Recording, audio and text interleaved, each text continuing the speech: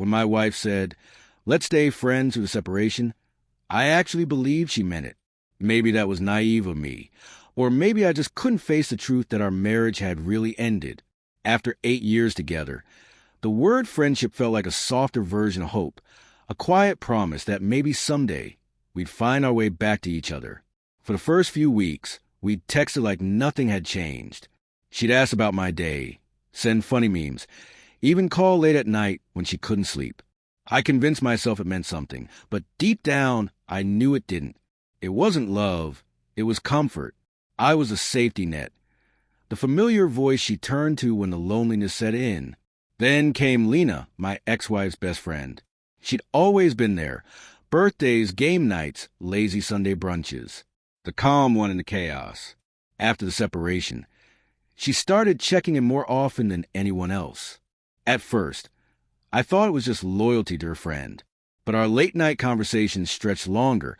Our laughter came easier, and slowly, she stopped being just a part of my past. She became part of my present. I never planned for anything to happen. I only wanted to feel seen again, truly seen, without the shadow of what used to be hanging over me. But the line between comfort and connection blurred faster than I expected. And one night, everything changed. It started with something simple, a dinner invite. Lena said she'd made too much pasta and didn't want to go to waste. I almost said no. It felt too close, too familiar. But loneliness has a way of softening your boundaries. So I went. The evening felt easy, effortless. We talked about everything except my ex. The conversation flowed like it used to back when life still felt light. She laughed at my old jokes, rolled her eyes when I teased her about her obsession with true crime podcasts. When I stood to leave, she walked me to the door. There was a pause, a fragile silence that spoke louder than words ever could. Her eyes met mine, steady and searching. And before I could think, I leaned in. The kiss wasn't planned. It started hesitant, like we were both testing a line we knew we shouldn't cross. But once it happened, there was no undoing it. That night, I couldn't sleep. Guilt twisted inside me. I heard my ex's voice in my head. Let's stay friends. Was this what she meant? Was this the kind of friendship she had in mind? But then I remembered the photos. Her smiling, already moving on. Maybe I was just catching up. Weeks passed, and Lena and I kept circling closer, pulled in by something neither of us could quite name. What began as comfort started to feel like belonging. But secrets never stay buried for long. It happened one Sunday afternoon.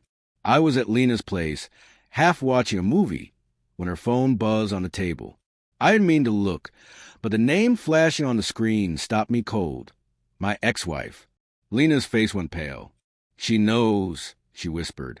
My heart sank. One of her friends had seen us together at a cafe the week before. Small city, smaller circles. There was no escaping it. That night, my ex called. Her voice was cold, sharp with disbelief. "Lena," she said, like the name itself was poison.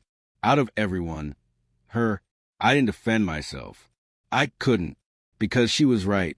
It did feel like betrayal. And maybe it was. The days that followed were heavy. Mutual friends drifted away. Whispers followed me everywhere. Lena lost her oldest friend.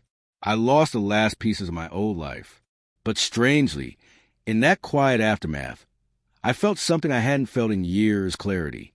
Love doesn't always fit the picture we imagine. Sometimes it comes wrapped in guilt, born from mistakes, and still somehow feels real. Months later, I ran into my ex at the grocery store.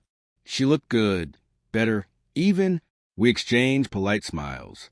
No bitterness, no spark, just quiet acceptance between two people who had finished their story. As she walked away, I realized she had been right about one thing. We did stay friends through the separation, just not in the way either of us expected.